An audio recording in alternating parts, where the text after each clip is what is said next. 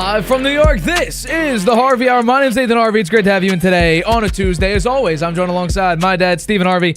How you doing today on this Tuesday? I'm doing great. I've got my Patriots Tom Brady T-shirt on tonight. The Patriots will be playing on Thursday. Right? Yep. Yeah, Thursday against Carolina. I actually think they have a chance to win that game. They're favored heavily. So, yes, they're favored by Bryce Young 6.5 isn't going to play. Bryce Young isn't going to play. That's crazy. Neither is Andy Dalton. He's hurt. So it's two people I don't think I've ever heard of. That's going to be interesting to see what exactly happens. But yes, the Patriots are favored by 6.5 points in that game. But we have a lot to talk about. A lot of updated news come with Brandon Aiyuk. We're also talking about some Patriots news, as well as Jaden Daniels. I think this is the first time we're going to be talking about him on the show since the draft. So this should be a fun topic to talk about. But let's begin with the news coming out of San Francisco. So this is the highly touted news about Brandon Aiyuk. So let's get into it. So it looks like something is coming about Brandon Aiyuk.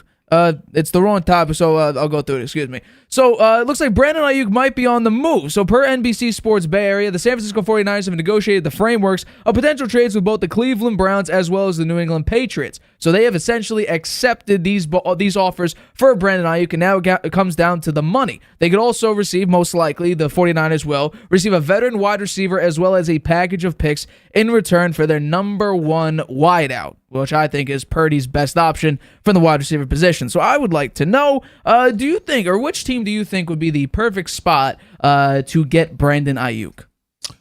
Well, just a little background before I get into that. The 49ers have become very close to winning the Super Bowl in the past 5 years. They lost to the Chiefs twice, 2019 and 2023. They lost the NFC Championship game in 21 and 22. So they've got a great line. They got a great cast of players. They've been right up there at the very top of the league. They just haven't been able to get it done. And will they be able to get it done now? Maybe they're past their peak. It might be that they're past their peak. I wonder about that. They're going to have to pay Brock Purdy big money and next year, and they have other players that they have to hang on to. I'm not sure that they haven't reached their pinnacle here, and it may be hard for them to continue. And now it looks like Aiyuk is going to be on the move. He wants a big contract in the last year of his rookie contract, and the 49ers are already committed to a lot of money to other players, especially on offense. If the extension can't be worked out, or a trade to get a player who could help them this season would be a huge plus. And I think that player would have to be a wide receiver. And as you said, it looks like they have the structure of a deal in place with either the Browns or the Patriots, which would bring either Amari Cooper or Kendrick Bourne to the San Francisco 49ers. My own thought would be, in terms of winning the Super Bowl, Amari Cooper is your better choice. I think they have the best chance with him. He's really, I think, a step above Kendrick Bourne. Kendrick Bourne had a bad knee injury last year that took him out for a good chunk of the year. If it's going to be a trade with the Patriots, I think it's Kendrick Bourne plus picks. Kendrick Bourne was with the San Francisco 49ers before he came to the Patriots, so they know him. But the Pats are in a rebuilding mode. I'm not sure Aiyuk is going to be that happy going there. The Browns have a chance to be competitive, right, with Deshaun Watson. They have a very good defense. With Aiyuk as their number one, that might be a cut better than Amari Cooper, but I'm not sure. Amari Cooper has had some good years, and he had a very good year last year. I also hear the Steelers might be being considered by the 49ers, but there it's going to be all draft picks. And they have some good pieces, the Steelers do, but it's uncertainty at quarterback this year, so I don't know. So it comes down to Aiyuk. Does he want a chance to go back to the Super Bowl and win one? Or does he want to be the number one receiver and get paid top money but maybe not have much of a chance to get to the Super Bowl. I do not think it has anything to do with the Super Bowl. Not a single thing. I don't think Nothing. Ayuk. If Ayuk really cared about winning a Super Bowl, he would take less than $30 million a year. This all has to do about a big payday. Because if the 49ers were offering him 26, he would have taken 26 if it meant a Super Bowl. Because that's what these team-friendly deals do. And $26 million for who Ayuk is and where he ranks amongst the top receivers is not exactly chump change. I think $26 million for what you've done, you've grown every single year, but you're in a system that doesn't necessarily need you because it is so stacked. You take $26 million in favor for winning a Super Bowl or have the chance of winning a Super Bowl. If that really was the case, you would not take $30+ million a year. But when it comes down to what team would fit him better, well, obviously you want to go with the better quarterback. Right now, the Patriots don't have a quarterback. They got Jacoby Brissett, or could be Drake May. Joe Milton could be in there. Bailey Zappi's upset about his playing time, but could be in there because he's still on the roster. There's right now four quarterbacks competing for however many spots are actually available. Now, obviously, Drake May is competing for the starting job. Jacoby Brissett has the starting job on lock. Now, Joe Milton and Bailey Zappi are fighting for QB3. So when it comes to the quarterback situation, Deshaun Watson is a better quarterback than Jacoby Brissett or Drake May, Joe Milton, or whether it's Bailey Zappi. But still, Deshaun Watson is not that good of a quarterback on the Cleveland Browns. On the Houston Texans, he was great. Then he has the off-the-field incident, and now he goes to Cleveland on that stupidly large contract, and he just hasn't lived up to it. Nowhere even close to it. Hell, technically, based on inaccuracies on third down, fourth down, and fourth quarter, and even short gain, he was the most inaccurate quarterback in the NFL on those types of throws. He's a very bad quarterback for what he used to be. So if it's about Super Bowl, he would stay with the 49ers. But it looks like the Niners are ready to get off of him because he's asking for $30 million a year. So when it comes down to where's he going to be the most appreciated and the higher chance of him making a lot of money, it's New England. They have a lot. I think they have over $100 million in cap space heading into next year. They will pay him 100%. Cleveland has to deal with Deshaun Watson's contract, Nick Chubb's contract. They have to deal with a lot of contracts. Amari Cooper's there. There's a lot to deal with. And hell, even if they get Ayuk instead, you're going to need to pay him again after, dealing with Amari Cooper. So I think if it comes with the 49ers, yes, obviously, Amari Cooper is a better receiver than Kendrick Bourne. So if it was the 49ers thinking about a Super Bowl, you have to decide if I'm going to trade him, which it seems like they are very open to at this point. Who am I going to probably win a Super Bowl with, Amari Cooper or Brandon Aiyuk? And I think for that answer, it'll be Brandon Aiyuk. But it doesn't seem like they're open to that idea. So for me, it's the New England Patriots. Because then you would be a true number one receiver. Because right now, the Cleveland Browns, their wide receiver core consists of right now Amari Cooper, Jerry Jeudy, Elijah Moore. Those are the top three. And then David Njoku's your tight end. The Patriots have Kendrick Bourne, Demario Douglas, and Juju Smith-Schuster. And if you want to include the rookie, Jalen Polk or Javon Baker. Not a lot. You're not paying your quarterback. You just extended your running back. Your wide receivers on a pretty cheap deal. Basically, all your receivers on cheap deals or rookie contracts. Your tight end is pretty expensive, but Hunter Henry's nothing to sneeze at. Offensive line is garbage, but they're supposedly going to be improving on that. It should be better this year, we hope, but it doesn't seem like it. So I think right now the best destination, if he wants to be appreciated and paid, is the New England Patriots. They have the money. The Browns don't have the short-term money to afford Brandon Aiyuk if he wants to be making $30+ million a year. But I genuinely think, if this had to do with Super Bowls for the 49ers, you wouldn't trade him. If it had to do Super Bowls for Brandon Aiyuk, you wouldn't leave arguably the best team in the NFL. But let's say he gets traded. He's still being on his rookie contract, right? He has one more year on that contract. So he's probably going to play one more year on a low salary, right? He's going to have to wait for free agency in order to get the big payday. The Patriots are going to pay him. You think so? You think absolutely. They would trade and give him a big contract before he even plays it down for them? Why would you pay, or why would you trade several picks and your best receiver on your roster for a single-year player when you know for a fact you're not in contention? Or would you spend 5 years or 4 years on a wide receiver? Hopefully Drake May's a hit. He either starts halfway through this year or next year he's ready to go, and you can compete at least for not dead last in the AFC East. The Browns, the Browns, they have a quarterback who right now can't play very good football. So yes, they have a great defense. Yes, they have a good running game. But overall, are they a good team that can go up against Houston Texans? Can they go up against the new and revamped Houston Texans? Go up against the Chiefs, Chargers, Ravens, Bengals? No. Especially in the playoffs, the Buffalo Bills, Miami Dolphins? No. We'll see. Maybe Deshaun Watson will have a rebirth. Do you think the Browns right now can make a Super Bowl this year? He has had years when he was quite good. Yes, well, we're talking 2019 when he had like 4,800 yards, but they still went 4-12. Like those days of Deshaun Watson dropping 4,800 yards and looking like an MVP type candidate, those at least appear to be long gone. Here's another thought I have about Brandon Aiyuk. Sure. He's a good route runner. Okay. He has good hands. He's improved every year. Those are good things. But has he benefited by being on a team that has other elite skill players? So when you're game planning for the 49ers, he's really not number one. You're not game planning number one for him. If he's on the Patriots, you're going to be focused on him. You're going to stop him. When you're on the 49ers, you can't focus totally on Brandon Aiyuk. You got to focus on Christian McCaffrey. You got to focus on George Kittle. You got to focus on Deebo Samuels.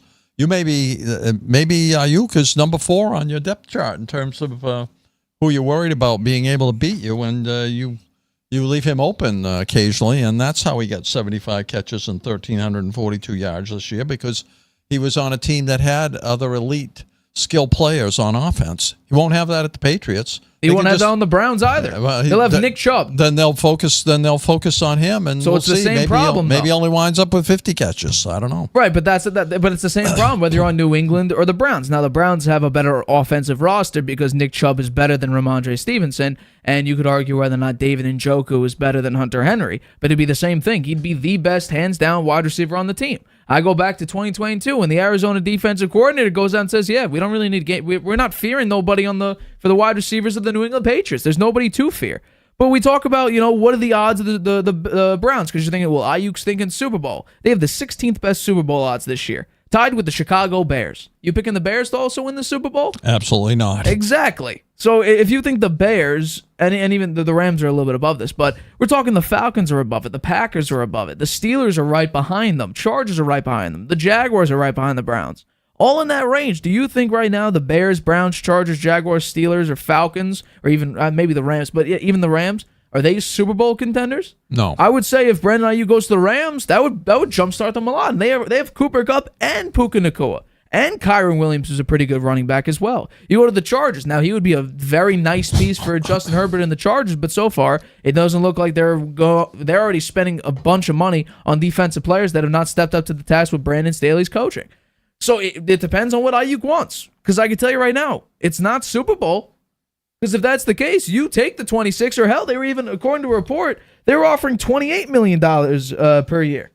So, he should have taken it. Correct. It doesn't look like he's moving from the $30 million a year number. And I could create a strong debate that he's definitely not a top 5 wide receiver in the league. I can name 5 receivers that are clearly much better than him. He's an arguable top 10 receiver in the league. He had a tremendous season last year. He was one of the best deep ball receivers in the NFL. He benefits from having strong offensive pieces around him. 1,000%. You have to worry about Christian McCaffrey not scoring a touchdown a game. That's what he did. He scored 23 or 24 touchdowns straight since he got to the 49ers? Like, that type of performance is incredible. You have to worry about that. You have to worry about Brock Purdy, sending it over to Deebo Samuel, a 2-yard pass. He had 9.8, I believe it is, 9.8 yards after catch when it comes to short gain. Like, you have to worry about him not getting a first down after he catches it at the line of scrimmage, essentially. You have to worry about that. You have to worry about George Kittle. You have to worry about maybe Juwan Jennings as well. He made a couple nice catches and also had a very good throw in the Super Bowl, touchdown throw. Then you have to worry about Brandon Aiyuk going deep on over you. So there was a lot of pieces, and that's maybe where a lot of his production came from. You have to worry about so many pieces, so many moving parts, that's very difficult to hone in on one particular player and shut him down. But no matter, if you leave the 49ers, there is not another team in the NFL where you have to game plan for 5 other guys on offense. That just doesn't exist. Yeah. Maybe the Eagles. I think that you benefited from that big time, and that's on the mind of the 49ers, and it should be on the mind of the Browns, the Patriots, and maybe the Steelers, that when they get him, the teams are going to scheme against him in a more focused way than they did against the 49ers, because they didn't have the luxury of just focusing on him. They had to worry about 4 other guys that could beat them badly. So I think that will be interesting to see what happens here. Very interesting. I'm saying best team for Aiyuk to get the money and to be the true wide receiver one with no competition is the New England Patriots. Yeah. Because the Browns, they don't have a lot. They don't have the money that maybe Aiyuk could want. But I think the better move for the San Francisco 49ers, though, is the Browns, because they would get Amari Cooper back. Right. If the 49ers talk about return, but it doesn't look like a return. It looks like money. That's the big thing. It was the money that they're looking for. So when it comes to, and by the way, there was already a trade in place towards the draft for the Patriots to send the 34th pick to the 49ers. Aiyuk didn't want to re-sign with them, so the Patriots backed out. So there was a potential during the draft for the Patriots to get Brandon Aiyuk instead of drafting Jalen Polk. So that didn't go down. Could that go down maybe this time around? And by the way, the Patriots offered Calvin Ridley $25 million, I think over $25 million a year. And it turned out to be like, well, he took less to join the Tennessee Titans. So I think that just shows how far the Patriots have come down since losing Tom Brady. Yeah. So it's unfortunate that situation has come. But once again, if it's who will give him the most money, which he's clearly looking for, otherwise why leave? 100%. It's the New England Patriots. I predict he's traded. I think that's hands down. I'm not quite sure where, but maybe the Patriots, but I think they would prefer the Browns. I'm still saying if it's Aiyuk needs the money, he's going with the Patriots. It's the best option. They have the most money to spend. But he doesn't call a shot here. It's the 49ers calling the shot, and they may prefer Amari Cooper to Kendrick Bourne. Well, it looks like they accepted both offers. It just depends on the very technical fine print and the details that they'll probably work out if they do indeed want to trade him. But let's get into this next topic here. So Dan Quinn, right? We talked about this earlier about how Dan Quinn hasn't announced Jaden Daniels officially being the Week 1 starter. However, in an interview, I believe today actually, they have a preseason opener on Saturday against the Jets. He talked about Jaden Daniels and how right now on the unofficial depth chart, he is currently listed as the starting quarterback. Take a listen to what Dan Quinn had to say about the number 2 overall draft pick in this past year's draft. I had high expectations for him coming in, but I would say he's definitely surpassed even my expectations of the readiness, the command. I knew he was going to be cool, knowing the system, like he's just got that way about him. But yet you do see the other players gravitate toward him. They recognize how hard he's worked at it. And I'd also be mistaken to say Marcus has had a really good camp too. And so this was not, something that's easy to do. That's what real competition's about. And I couldn't think of a better, teammate than Marcus for Jaden. The quarterback room, like I said, has just been remarkable. Is Jaden Daniels QB1 on the first depth chart? And on the first unofficial depth chart, he is. Will he start Saturday? The first unofficial depth chart, he will. So I want to know, what do you expect from Jaden Daniels during his rookie year? Sounds like he's doing very well. They're very impressed with him. He's exceeding their expectations. He's listed as a starter on the unofficial depth chart. That was just confirmed by Dan Quinn, as we saw.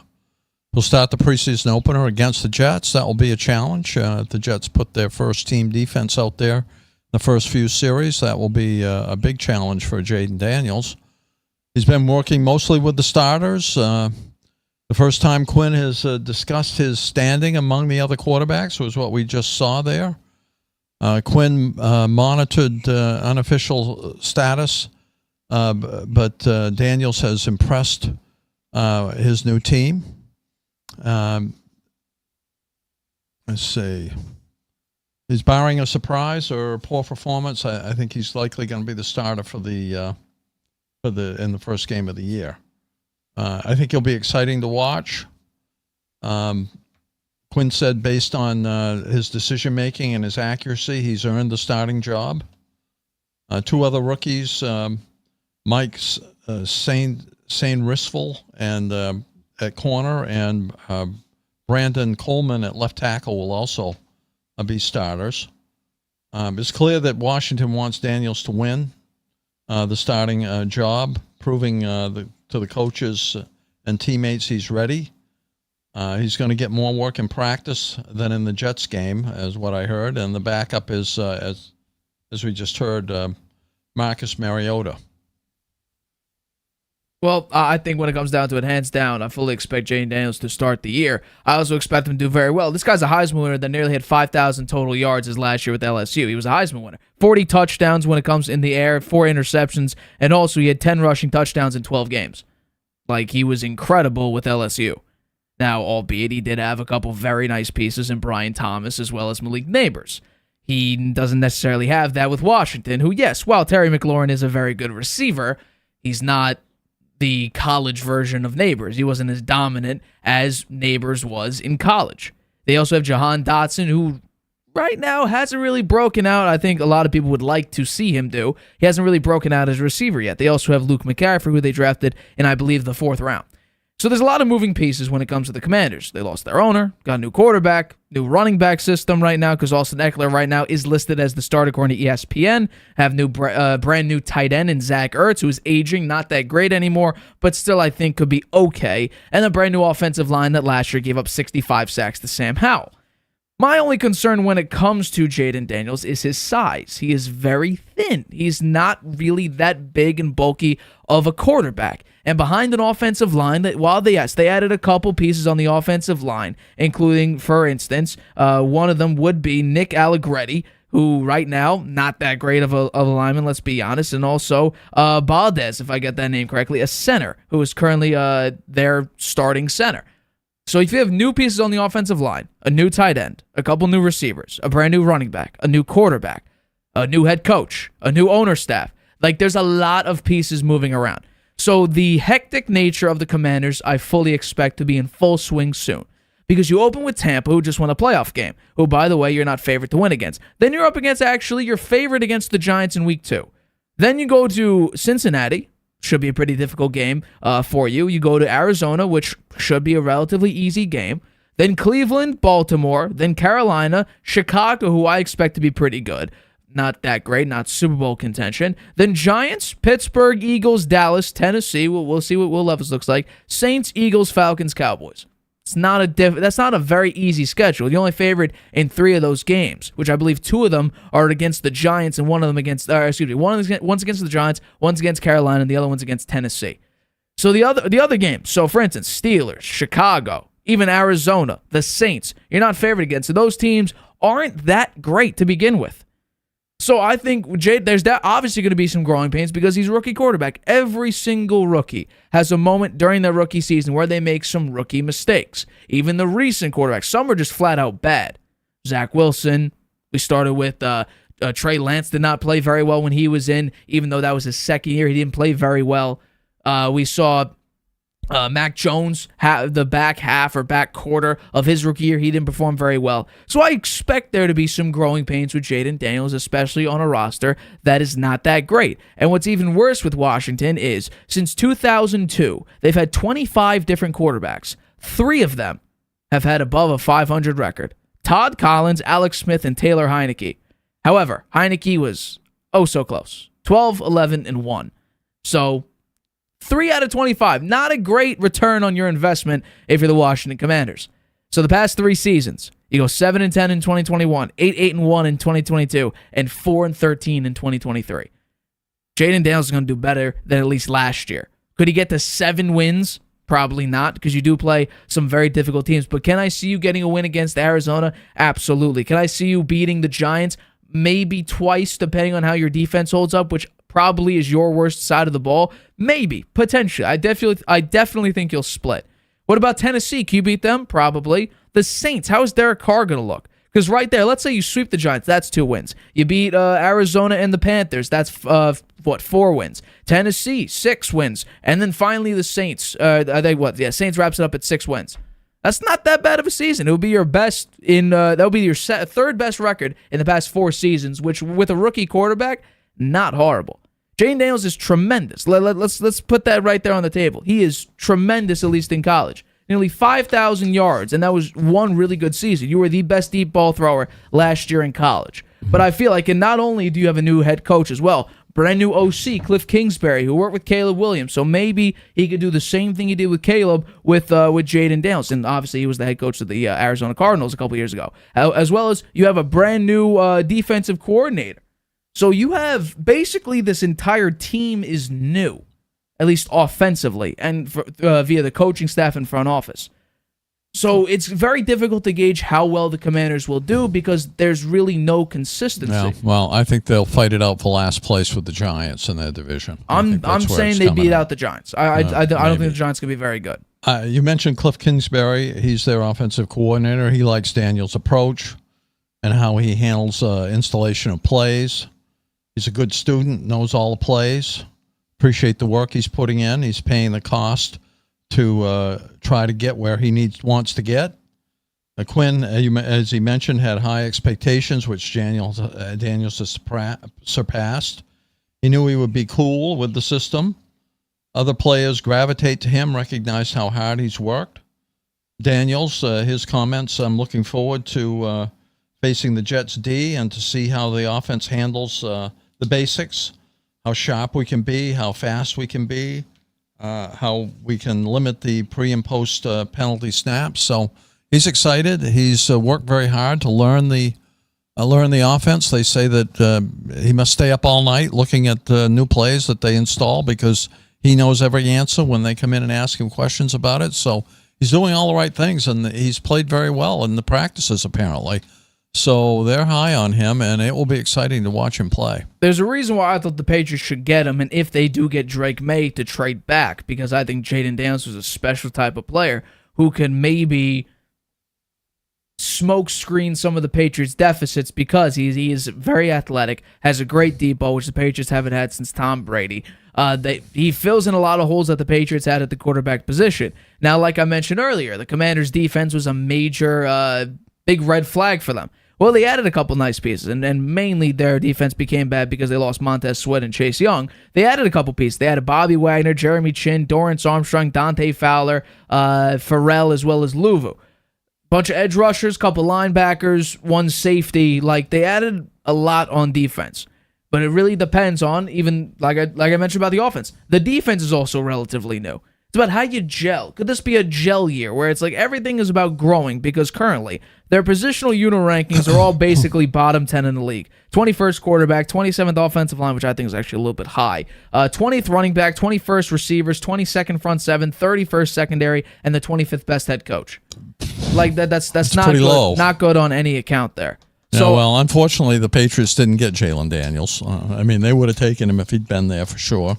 It was between Drake May and Jalen Daniels. At first, it looked like the Commanders wanted Drake May.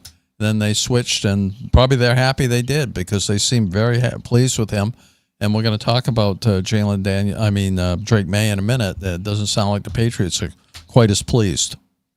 We'll definitely discuss that. But yeah, we're going to take a quick break. But with all the buzz about Jaden Daniels making his preseason debut, it's clear that starting fresh is key and very important. Whether you're a rookie stepping onto the field or just kicking off your day, as well as it comes to feeling fresh, nothing beats Dr. Squatch. Dr. Squatch is all about natural grooming products that help you look and feel your absolute best without any harsh chemicals that other big-name soap brands use. From their invigorating pine tar to refreshing bay rum, these products are a game changer for your daily routine. And here's your play. If you want to check out a nice, cool link that gets you $10 off orders of $20 or more, click the link down below or go to drsquatch.com/Nathan Harvey and treat yourself to a lineup that'll have you feeling like an MVP, or in the case of Jaden Daniels, could be going for his Rookie of the Year award. Very potential opportunity for him there. So why settle for anything less than the absolute best? Start your day off fresh and feel your best with Dr. Squatch. Go to drsquatch.com/Nathan Harvey or click the link down below. Now we'll be back right after this break. Traveling can be a nightmare. Why? You can't watch your favorite shows abroad. You can't trust public Wi-Fi spots anymore. And when you return, roaming bills kill your vibe. Unless you get a NordVPN and Saley deal. NordVPN will increase your privacy online. And Saley, a global eSIM data app, will save you from those unexpected roaming charges. Grab the 2-year NordVPN deal with 76% off and get up to 20 gigabytes Saley eSIM data gift.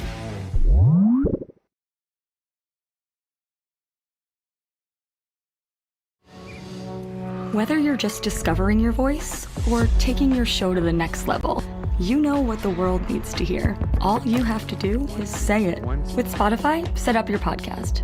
Your food podcast. Your mindfulness podcast. Your never thought you'd get this far podcast. and watch those sparks fly.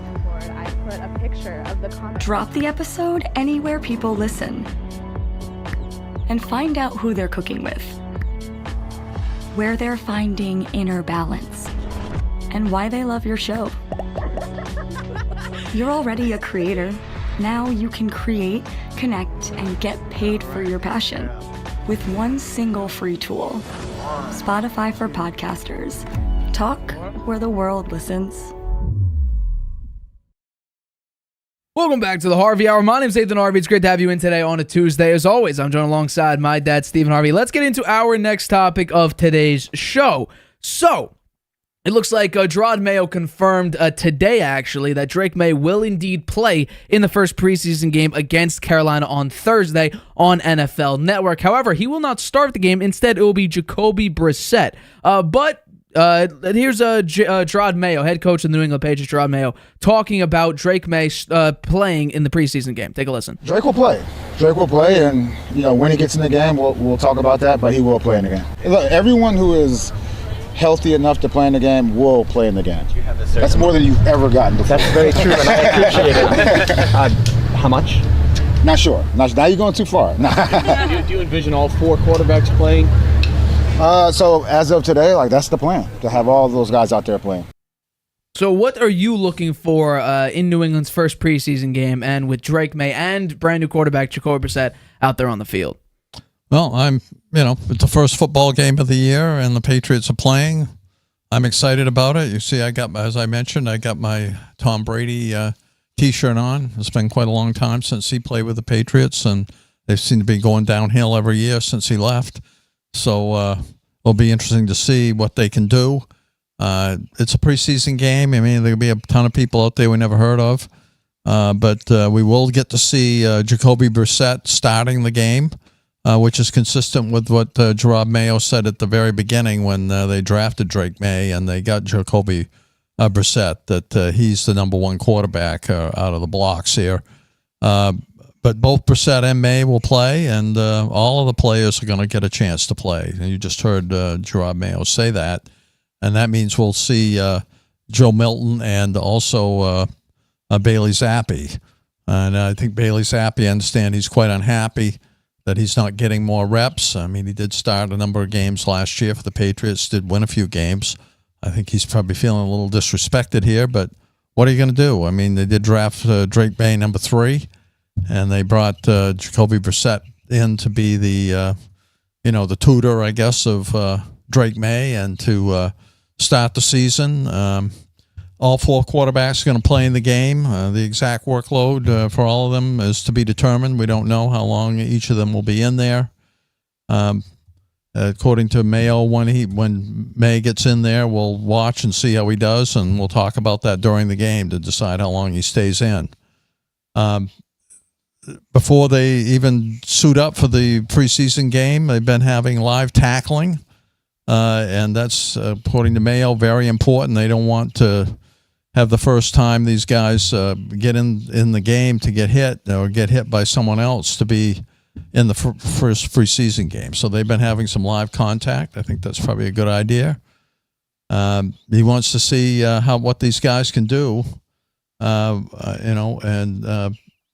that will be shown in this game, as everybody's going to get to play. Well, I think the first thing I'm saying is, how does Jacoby Brissett gel with the rest of the players that he's been practicing with? He's been playing with a bunch of number one guys. Now, by that time, I don't know if the trade's going to go down in 2 days, but will Brandon Aiyuk potentially be out there? Maybe, but you obviously need to gel with him. There's a difference between some of the other receivers that ask for trades and get traded. They're normally at the beginning of the offseason, or, not several days before, at least in this case, 2 days out of the first preseason game, about a little bit less than a month away from the NFL regular season at this point.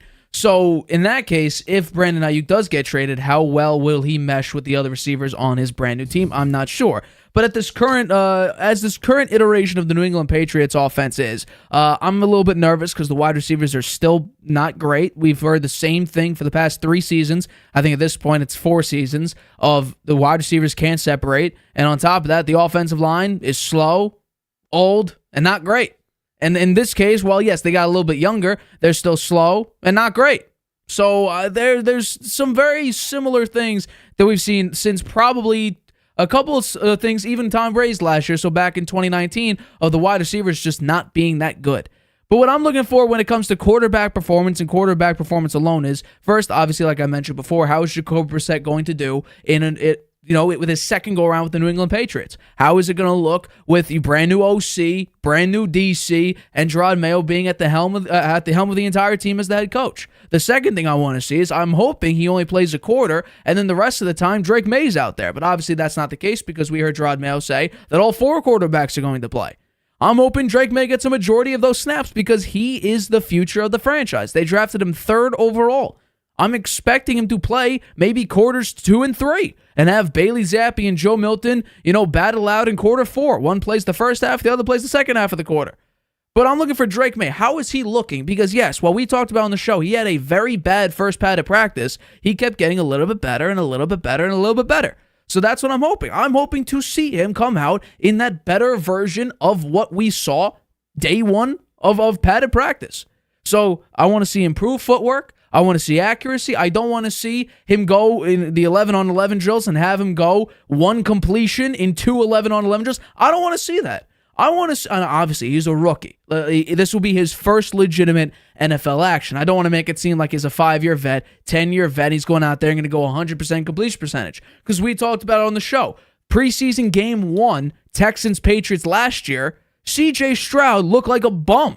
Like, at the instant pressure of rush, like as soon as the pass rush would get relatively close to him, he would freeze up and get antsy, and it looked terrible. He was only in there like 2 series, I think. Yeah, I think he looked awful. I think he threw 3 passes and went 2 or 3 for 6 yards, if I'm not mistaken. It looked bad, and we talked about it on the show.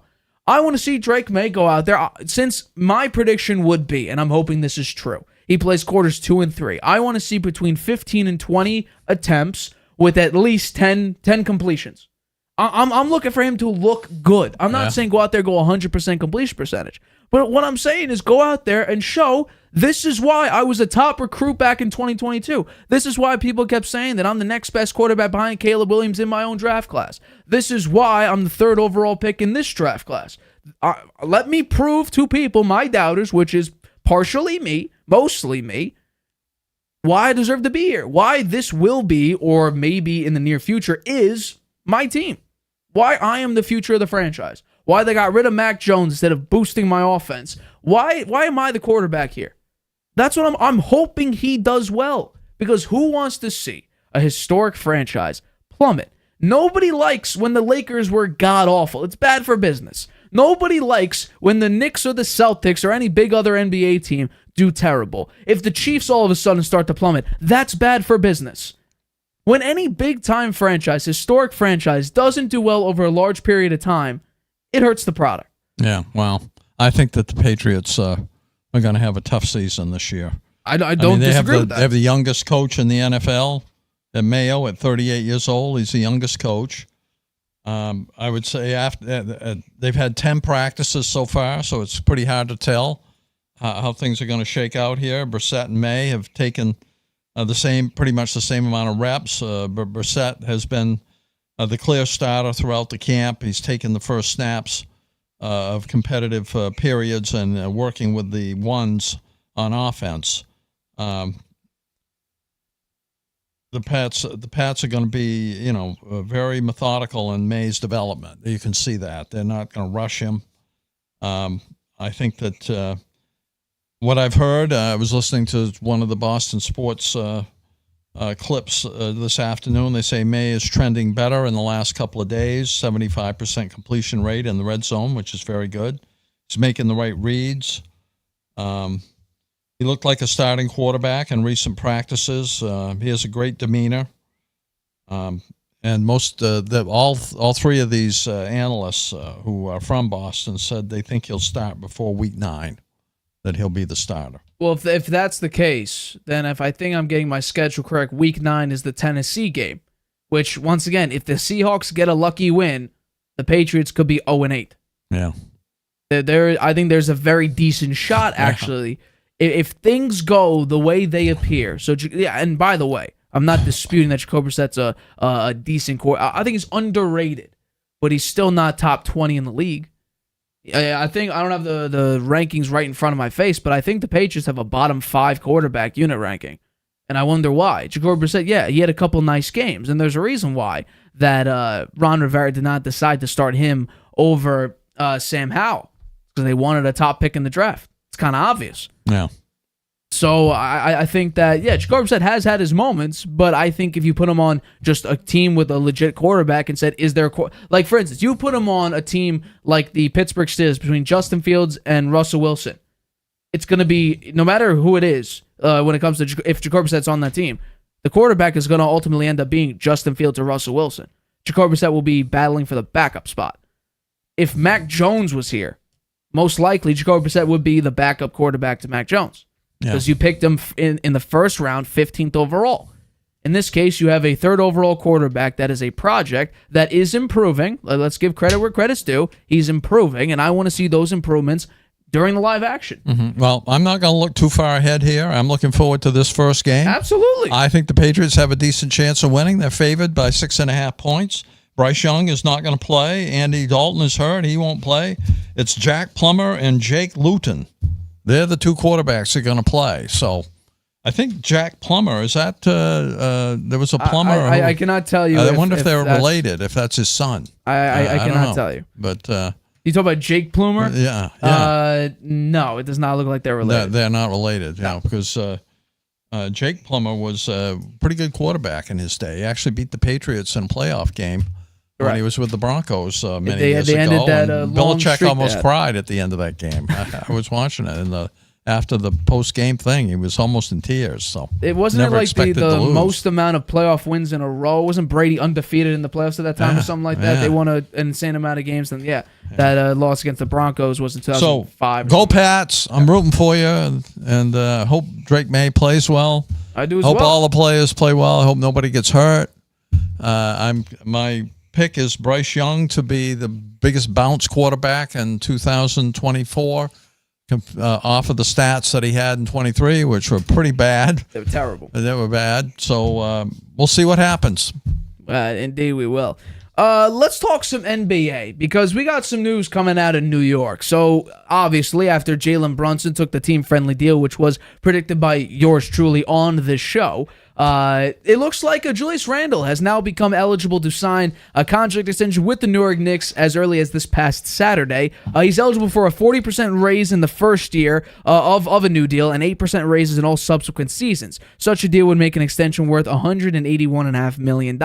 Add in the $30.3 million he will make this season, and he will be set to earn $21.8 million over the next 5 seasons, which on average, if you include it, 211.8, which on average is 42.36 million. However, not bad. Former Knicks GM Scott Perry actually believes the Knicks should actually take this offer and re-sign him by saying this on Monday's episode of ESPN's NBA Today. He said, and I quote, "The Knicks should definitely sign Julius Randle to an extension, and here's why. The Knicks are in desperate need of having that reliable second scorer. We saw that they missed that in the playoffs. Jalen Brunson needs somebody to be able to take the load off of him when other teams try to go after him and double team him and scheme him. Julius has a personal connection with this organization. He played for Tibbs for the last 4 years. He has a connection with his teammates and the front office. He knows what it's like to play in New York. He has unfinished business playing in New York." I want to know, do you think the Knicks should give him that extension heading into, well, I guess it's already out. He's eligible now. Do you think they should give it to him this year? I'm not quite sure. Let me talk a little bit about it, and then I'll give you my conclusion, which I'm not 100% sure about. He's eligible for a new 4-year extension this weekend, and then you laid out the numbers there. It would be pretty rich for him. I'm sure he'd be happy with that deal. He turns 30 in November, though, right? And for many players, 30 is the peak of their performance in the NBA. And after that, they tend to go downhill a little bit. And he will be at the end of his first year of a 4-year contract then, and it may not be so pretty after that. He's probably looking to sign possibly the last major contract of his career. So he wants big money for sure, and he wants it to be as long as possible. The Knicks might not be willing to match the salary he is asking for or seeking.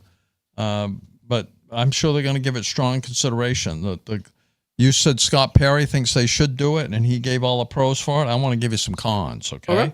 He missed 36 games in 2023. He's coming off a major shoulder surgery.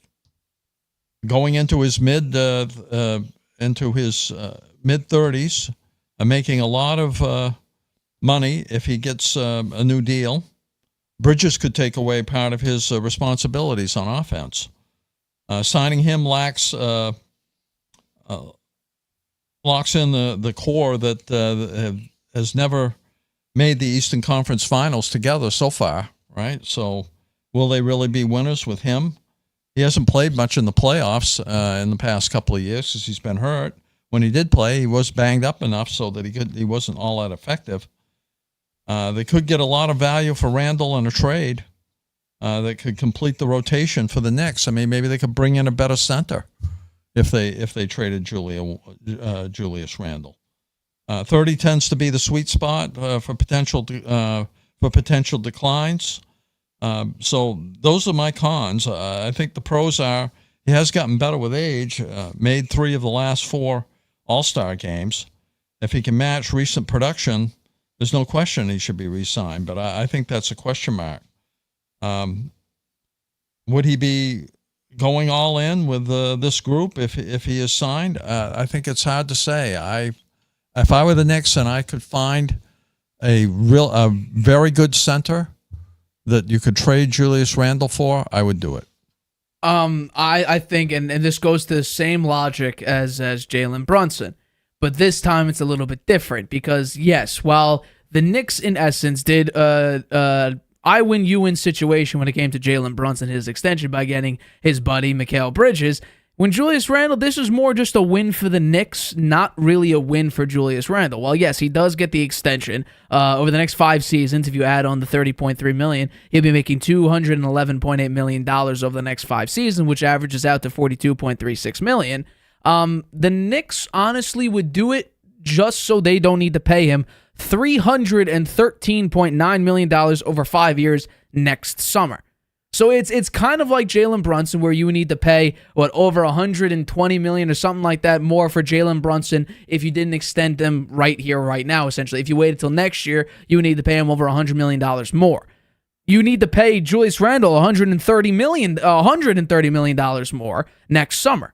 So for the Knicks, it's a win because you are not spending $130 million more, which you probably couldn't do underneath the second apron, which basically means the NBA stopped wanting to build these super teams like the Warriors of 2017 with KD. They wanted to stop that as much as they can.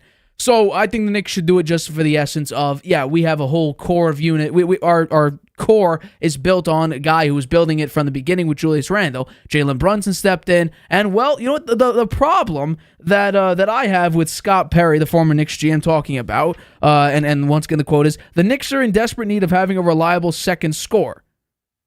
We saw that they missed that in the playoffs. Well, yeah, because a bunch of their guys ended up being hurt. And also, your bench was filled with Miles McBride as your primary scorer.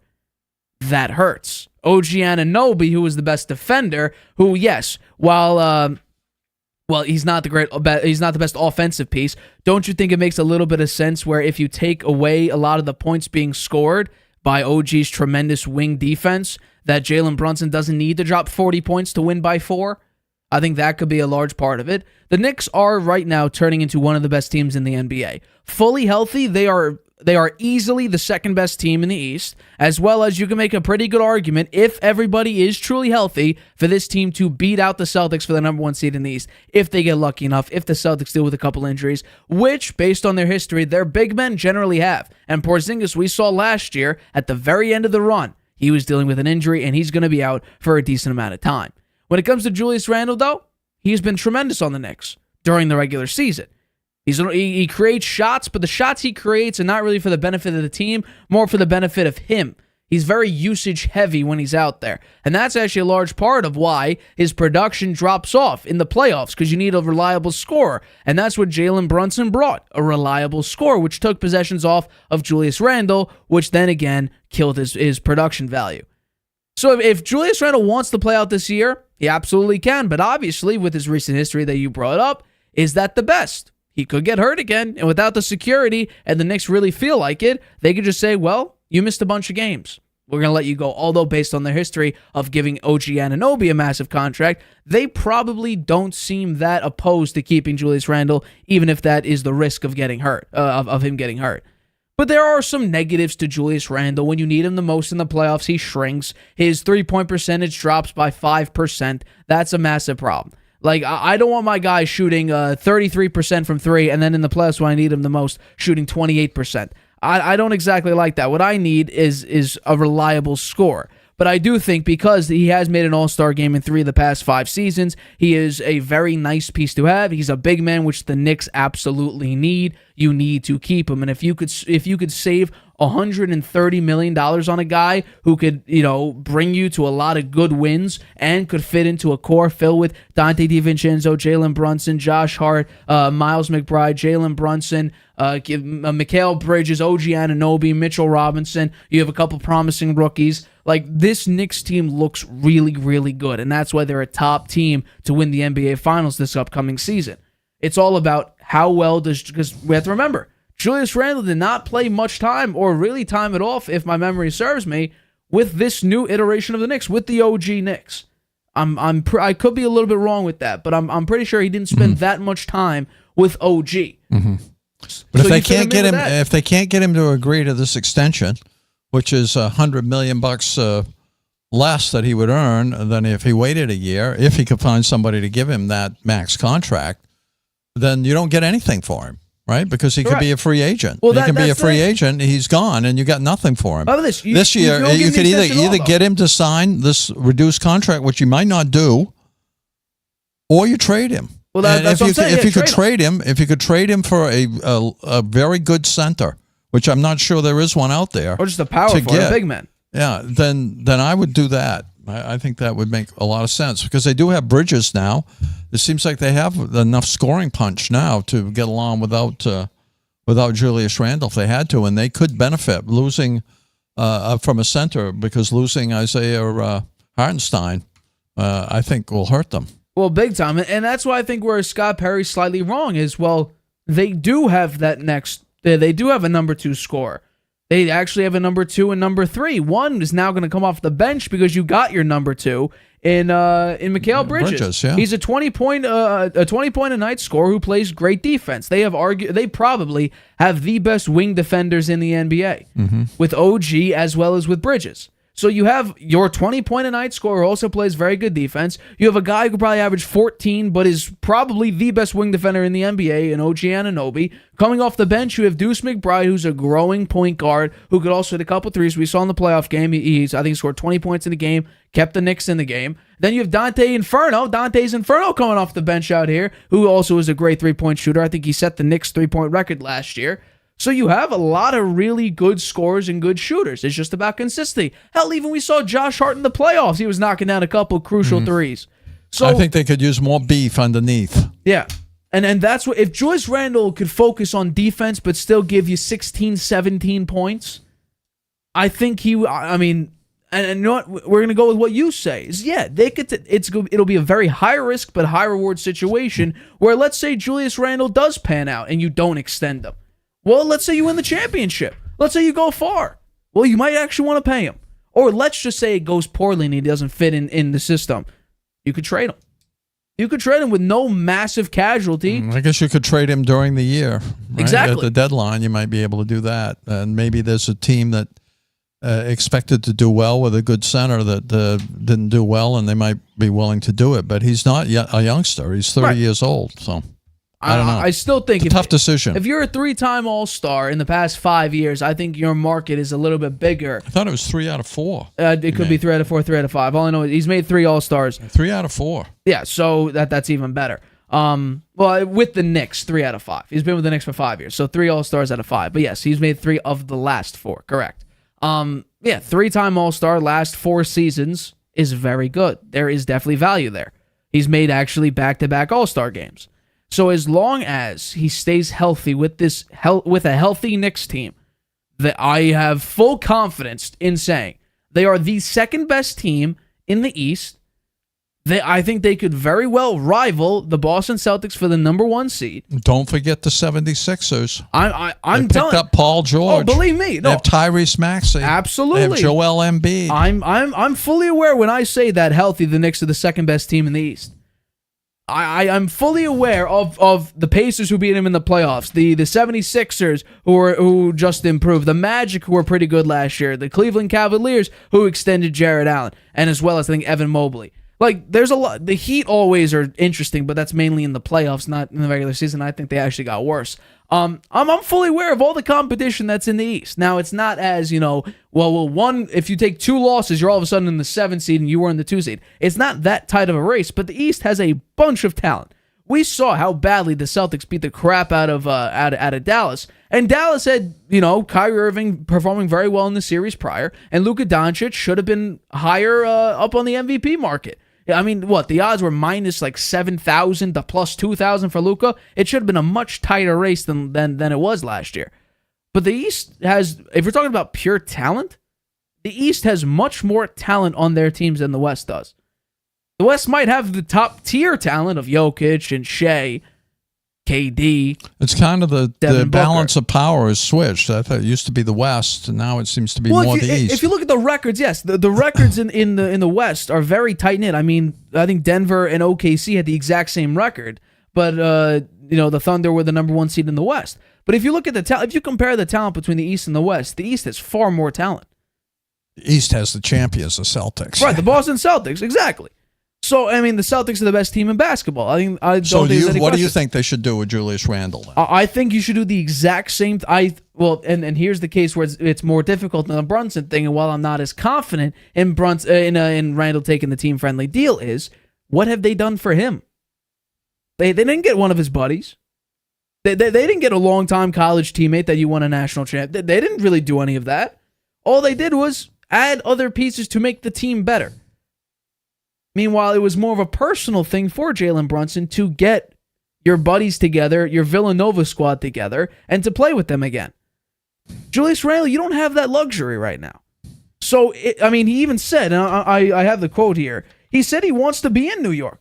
And this is a direct quote. He did an interview, I think, back in May, where he goes, I've always said from the very beginning, I would love to be here in New York, and I would love to continue to add on to what the guys did in the playoffs. I feel like that was my biggest personal goal, or I'd say team goal in a sense, was when I got here, is to be able to build and compete and to be at the point where we're at now, where it's actually possible to win a championship. Okay, well, he should be happy they brought Bridges in. If we go based off his word, yeah, he should take the $181 million. Well, we'll see what happens. I'm not saying that I'm predicting that, but I think. But what do you think they should do with him? Should they hang on to him or trade him? Hang on to him. Hang on, because now. But what if he doesn't take the lower contract? Then pray he fits with your team. Otherwise, actually, no. Pray he doesn't fit, so you don't need to spend $313 million next year. Oh, well, then they have to suffer with him during the year, and it might cost him a chance at the championship. I guess you could trade him at the deadline. That's what I'm saying. Yeah, if he doesn't fit in, trade him at the deadline. Yeah. Let's get into our next topic, though. So the NFL Top 100 concluded recently, and there was a lot of controversy over the ranking of the quarterbacks because Lamar Jackson was number 2 overall, with Mahomes being 4th overall, which means that Lamar Jackson is the best quarterback according to the NFL players who voted on this list. With Tyreek Hill, congratulations to him. He becomes the first wide receiver to be the number 1 spot. Christian McCaffrey fills in that number 3 spot as well. So he goes Tyreek Hill, Lamar Jackson, Christian McCaffrey, and Patrick Mahomes. There's a lot of controversy over Mahomes being ranked over Lamar Jackson, but I would like to know, do you agree or disagree with the NFL players who voted on this, that Lamar Jackson in 2023 was a better quarterback than Patrick Mahomes? First, I would say I have some issue with Lamar and Mahomes not being 1 and 2. I think that happens because the players are voting for this, and there's only 32, I don't know how many quarterbacks they let. I guess every quarterback on every team can vote. I'm sure, So it's a minority of players that are quarterbacks that are, and compared to all the NFL that are voting on this. And I'm not sure how many players actually vote. I think it's a fraction of the total number of players who play in the league. So it's a little sketchy, I think, about the top 100 and how they put it together. It's very interesting. But personally, I think Lamar and Mahomes are 1 and 2, and I think that it depends on how you view it. Whether you're looking at their performance in 2023, that's how you're evaluating where they fall in the top 100, or are you evaluating their career? Which do you think it is? Is it? It's evaluating what happened last year. If you evaluate it based on what happened last year, then because it's the best players. It's the top 100 then of 2023. on a stats basis, Lamar is ahead of Mahomes, but on a success basis, Mahomes is ahead of him because he won the Super Bowl. He won the Super Bowl, and he's won 3 Super Bowls in the last 4 years. The guys, they have a dynasty. They're going for a three-peat this year. His career stats blow Lamar Jackson away in the passing. If you add Lamar's running, then it's a little bit closer. He's played 1 more year in the league than Lamar has. He's averaged over 4,000 yards a year passing. He has 219 TDs to 63 interceptions. He has a 103.5 quarterback rating.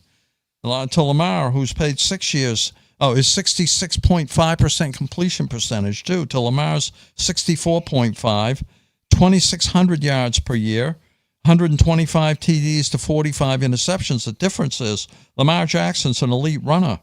He runs for 5,200, almost 5,300 yards so far in 6 years. That's almost 900 yards a year for 6 yards per carry average and 29 TDs. So he's playing in a different league there in terms of the number of skills that he brings. He's the most athletic quarterback that we've seen in ages, and more athletic than Mahomes because he can make something. I think he makes more out of a broken play than Mahomes does, just because of his athleticism and his ability to run the ball.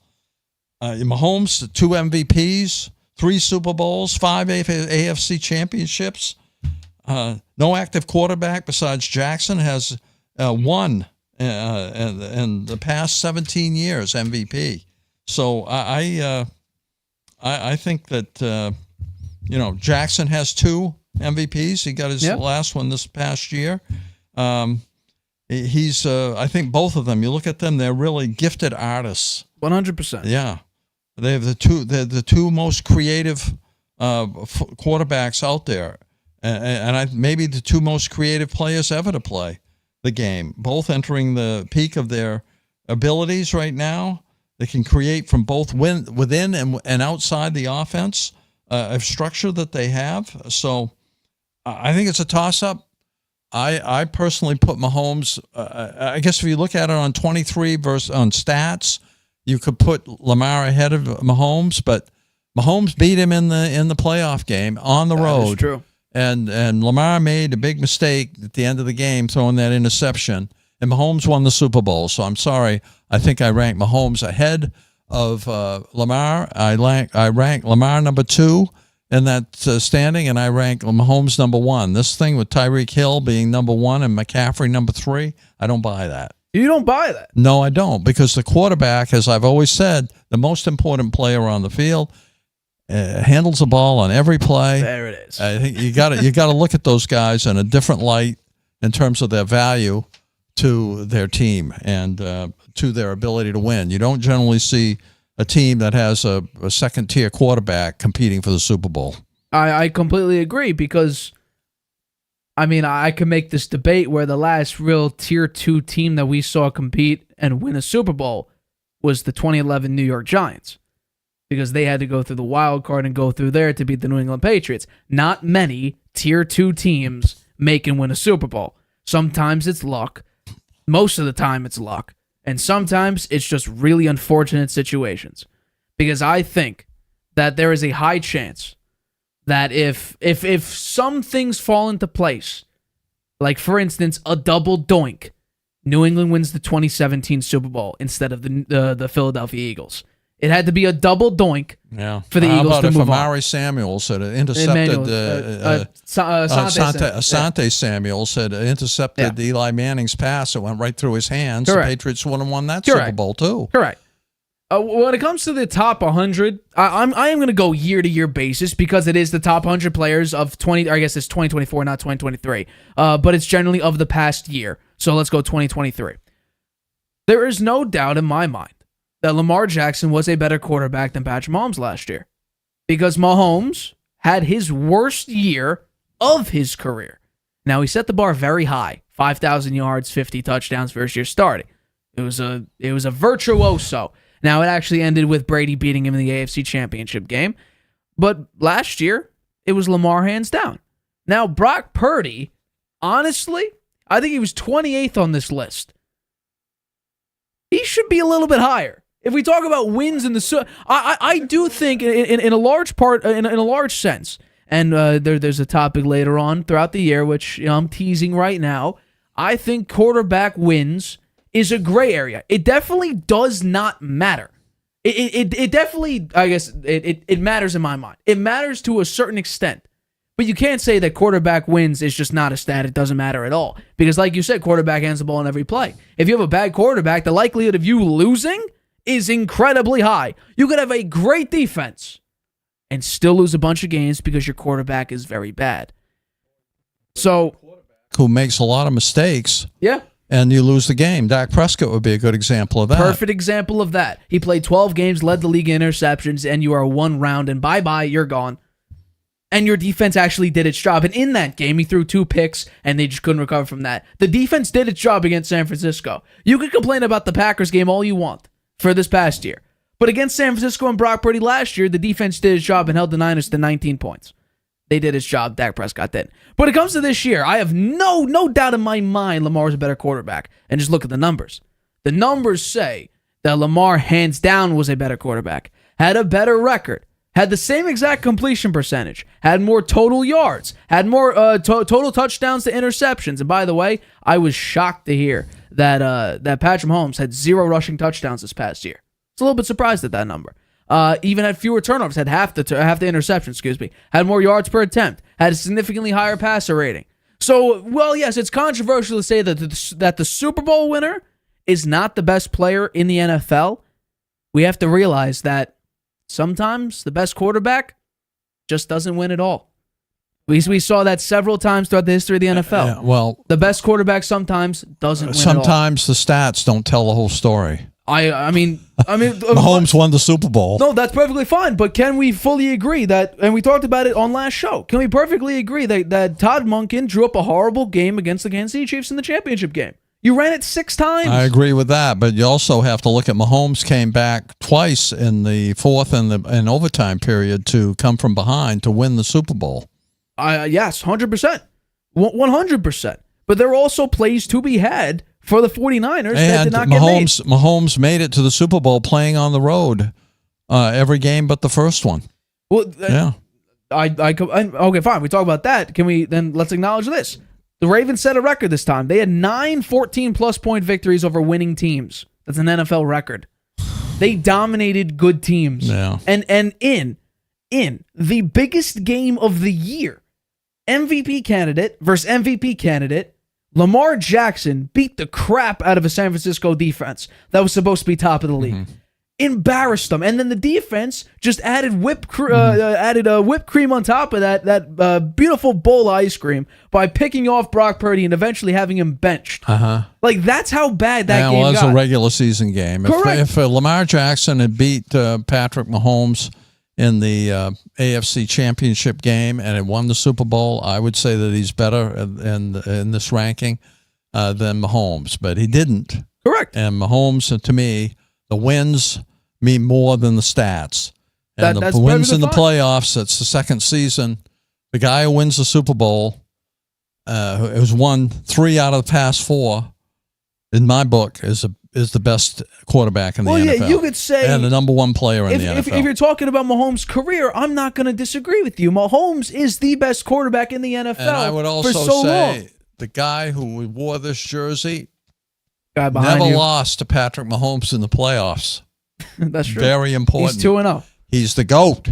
Correct. He's the GOAT. Tom Brady. Right. The GOAT. And that's what ESPN also said, ranking him the number 1 player in the 2000s, number 1 athlete in the 2000s. Or number 1 NFL player, I should say, in the 2000s. But Yeah, we're talking about 2023. We're not talking about what happened last year or the 2 years ago or in 2019. We're not talking about the 2018 season of 5,000 yards, 50 touchdowns, AFC Championship appearance. No, we're talking about 2023. Lamar was one vote away from being a two-time unanimous MVP. Someone thought Josh Allen deserved the other vote. So he had 49 out of the 50 eligible votes. We saw a guy go up against one of the best defenses and beat the crap out of him on Christmas Day, I'm pretty sure.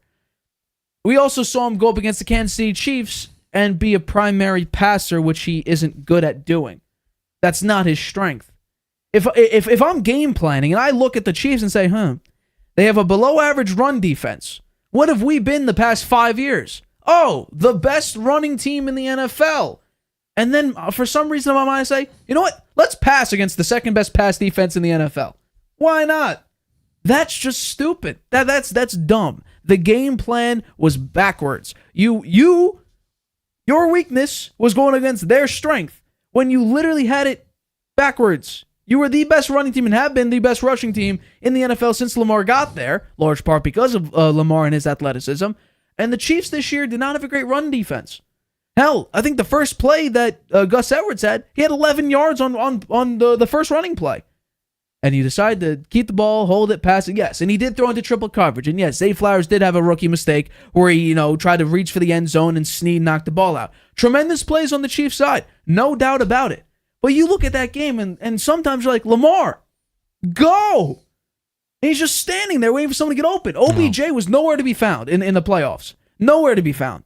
They hopefully learned a lot from that game because you pray that they do. They kind of beat themselves in that game. I fully blame Todd Monken. That for me was not a Chiefs victory because this Chiefs team that went against the Buffalo Bills. And by the way, after this, don't look at the regular season numbers. Look at the prior game. The Bills did a great job running against this Chiefs defense. So it's not like, technically how about the regular season they were 18th? But what about in the playoffs?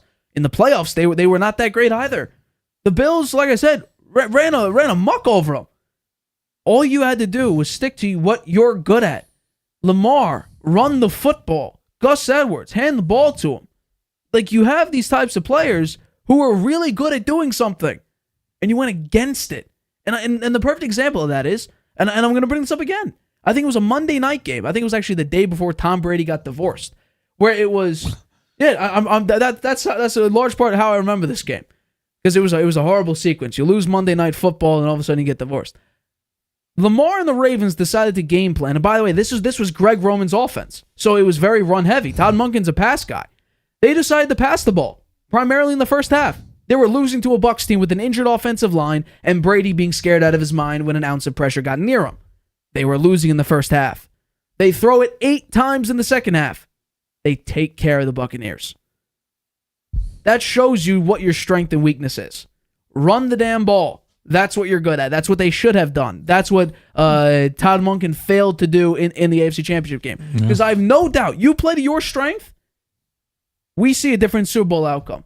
We see a different representation of the AFC in the form of Lamar Jackson and the Baltimore Ravens. There is no doubt in my mind. Because just like everyone's been talking about, when the Chiefs were looking horrible, it turns out, let me bring the number real quick. Because Patrick Mahomes, he's 4,100, let's round it up, 4,200 yards and 27 touchdowns were near career lows. We're talking about, and by the way, those numbers, 4,200 yards, those are not bad numbers. But it's Patrick Mahomes' bar that makes it very low. The Chiefs overall didn't play that well last year. They had a streak where they lost a bunch of games. They were talking about them not making the playoffs. Correct. And then they corrected things and they got it going. And then when they got into the playoffs, even though they had to do most of it on the road, they came through. They had the heart of a champion, and they won the Super Bowl. And so, to me, the stats are important, and they do tell a lot of the story, but they don't tell the whole story. The whole story is the Chiefs won the Super Bowl. And that is true. That is 100% true. The Chiefs ended up winning the Super Bowl. Yeah. So I have no problem with him being a top player in the NFL. No doubt about it. But to say who is the better quarterback, well, better record, set an NFL record in dominant victories. The better quarterback also has the better so in that decision making. So in that argument, and the key moment when everything was on the line, unfortunately, and I feel bad for him because I like Lamar Jackson a lot, he made a critical mistake. He did. 100% And you he didn't did. see Mahomes make those kinds of mistakes in the playoffs. He didn't do it. If he had, they would have lost the game, and they didn't. They won. Well, I'll throw this at it to wrap I mean, it up. the games were close. No, the they Bills were. game was very close. Yes. The Bills game was very It close. was a missed field goal away from going to overtime. Right, that's right. And the Ravens game was very close as well. Yep. It was the Ravens 7-point beat game. themselves. I agree, and that's what I'm saying. Mahomes doesn't have an OC or a head coach that screws up the game plan. They don't put Mahomes in a situation where your primary offensive scheme is what you're bad at. That's the difference. Mahomes plays to his strengths. The Chiefs play to their strengths, large in part because Andy Reid right now is the best head coach in the NFL. John Harbaugh, by the way, has not won that much in the playoffs since his last Super Bowl win. He hasn't. He's the Aaron Rodgers of head coaches. The Ravens let their egos get to them a little bit more. They said we had a quarterback that threw for 4,500 yards this past year. That could have been what it been. And we're going to win this game through the air, and that was a mistake. That could have been what it been. You know what? The Chiefs were probably playing for that. They probably anticipated that's what they were going to do. That's when the Ravens should have adjusted and gone to the run more. As you said, they only ran it 8 times in the second half. Oh no, that was 8 times in against the Bucs. They ran it, I think, 6 total times in this game. 6 total times I think it was in the 6 whole total game. times in the whole game. I'm pretty sure. And that was a mistake. 100% a mistake. And I think that could be what it is. It's that you saw Lamar grow as a passer, so you thought, you know what? Let's make him grow even more. Let's accelerate. Let's inject it with steroids. Let's just say, you know what? Bad time to do it. Throw him in the into most important game of the year. Exactly. I 100% agree. Play to your strengths, even if it's different than what you've been doing. Hell, that's what the Chiefs done. Yeah, switching up would have been a good idea. They weren't expecting it. Travis Kelce looked old during the regular season. Mahomes is playing horrible. In the playoffs, Mahomes looks great. Kelce's amazing. The offensive line steps up. The running game's back. The defense is out of its mind. That was really the only consistent thing all season was the defense being tremendous. But still, everything clicked in the playoffs. Lamar and this team decide, you know what? Let's keep up with the same thing. You know what? Let's even increase the stakes a little bit. Let's make him throw it even more. Turned out not to be a good strategy. Yeah. All right, that'll wrap up today's show. We thank you for the constant support. As always, just another reminder, again, if you want $10 off, $20 or more on your order of Dr. Squatch, click the link in the description. Help out the show as well. But for this episode of the Harvey Hour, my name's Nathan Harvey. That's my dad, Stephen Harvey. We have been the host of the Harvey Hour. Catch us Friday. We're going to recap a bunch of preseason games. Giants, Lions. There's been a fight every single training camp, or every single co-practice amongst the Giants and the Lions, I think, since they got together. So we'll get through that and see if Daniel Jones does play as well. We'll be critiquing Jacoby Brissett and Drake May's performance in the preseason games on Friday. But like I said, we're going to be back Friday live here on YouTube, 6:30 p.m. Eastern, right here on YouTube. Good night, Grandpa. Traveling can be a nightmare. Why? You can't watch your favorite shows abroad. You can't trust public Wi-Fi spots anymore. And when you return, roaming bills kill your vibe. Unless you get a NordVPN and Saley deal. NordVPN will increase your privacy online. And Saley, a global eSIM data app, will save you from those unexpected roaming charges. Grab the 2-year NordVPN deal with 76%